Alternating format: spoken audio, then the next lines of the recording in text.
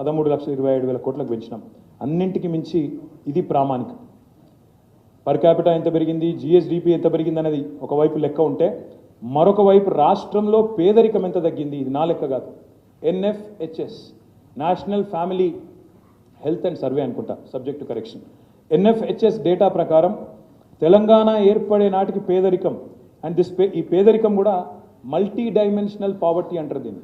Multi dimensional బహుముఖ పేదరికం 21.92, అంటే దాదాపు 22% పేదలున్న తెలంగాణలో 22% పేదలున్న తెలంగాణను ఇవాళ మేము దిగిపోయే నాటికి కేవలం 5.8% తగ్గించి గణనీయంగా భారతదేశంలో ఎక్కడా లేనంత పురోగతి సాధించిన రాష్ట్రం తెలంగాణ అని చెప్పి గర్వంగా ఇవాళ నేను మీ ముందు చెప్తా ఉన్నాను. అందుకే చెప్తా ఉన్నాను, Telangana is the most successful state of India in the first decade of it's formation. అదేవిధంగా ఎన్నో ఉన్నాయి ప్రశంసలు, అవార్డులు, కొత్త విద్యుత్ విధానాలు, కొత్త వ్యవసాయ విధానం, తాగునీటి విధానం, కొత్త సాగునీటి విధానం, పరిపాలనలో సంస్కరణలు, కొత్త చట్టాలు. దేశానికే దిక్సూచిగా పాలనలో మారింది తెలంగాణ. దేశానికే తెలంగాణ ఆచరిస్తుంది, దేశం అనుసరిస్తుంది అనే స్థాయికి తెలంగాణ మరి చేరుకున్న విషయం కూడా నేను మీకు గుర్తు చేస్తా ఉన్నాను. ఇక్కడ మిత్రులు ఇక్కడ ఒక్క మాట మీకు నేను చెప్పాలి. ఇంతకుముందు నేను అన్నాను ప్రశంసలు ఎన్నో వచ్చినాయి అన్నాను. మీకు ఒక్క మాట ఇక్కడ చెప్పాలి.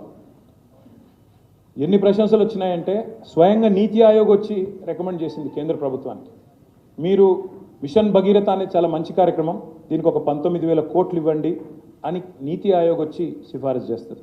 మిషన్ కాకతీయ చాలా మంచి కార్యక్రమం, దానికి ఒక 5,000 కోట్లు ఇవ్వండి, రెండింటికి కలిపి 24,000 కోట్లు ఇవ్వండి అని కేంద్ర ప్రభుత్వానికి స్వయంగా నీతి ఆయోగ్ సిఫారసు చేస్తుంది. 15 రాష్ట్రాల నుంచి అధ్యయన బృందాలు వచ్చినాయి తెలంగాణకి, వచ్చి మిషన్ కాకతీయను, మిషన్ భగీరథను అధ్యయనం చేసి మా రాష్ట్రాల్లో కూడా అనుసరిస్తాం, మా రాష్ట్రంలో కూడా ఆచరిస్తామని చెప్పి ఇక్కడికి వచ్చి స్టడీ చేసిపోతారు. ఒక water man of India Rajendra Kumar గారు వచ్చి మిషన్ కాకతీయను అధ్యయనం చేసి ఇది భారతదేశం మొత్తం ఆచరించాలి అని చెప్పిపోతారు.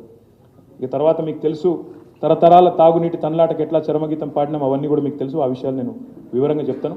అయితే ఇక ఇక్కడికి వస్తే అసలు విషయానికి వస్తే, నిన్నగాక మొన్న దయచేసి ఇది అందరూ కూడా ఫోకస్ చేయాలని ఒకసారి వివరంగా వినాలని చెప్పి కూడా నేను విజ్ఞప్తి చేస్తా ఉన్నా. ముఖ్యంగా మిత్రులను కోరుతా ఉన్నా.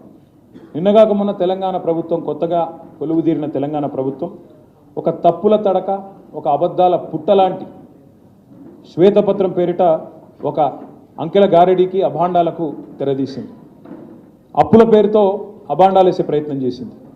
6,71,000 కోట్ల అప్పులున్నాయి అని చెప్పి తప్పులు చెప్పింది ఈరోజు ప్రభుత్వం. అసెంబ్లీ సాక్షిగా, అత్యున్నత చట్టసభ సాక్షిగా పూర్తి స్థాయి సత్యదూరమైన మాట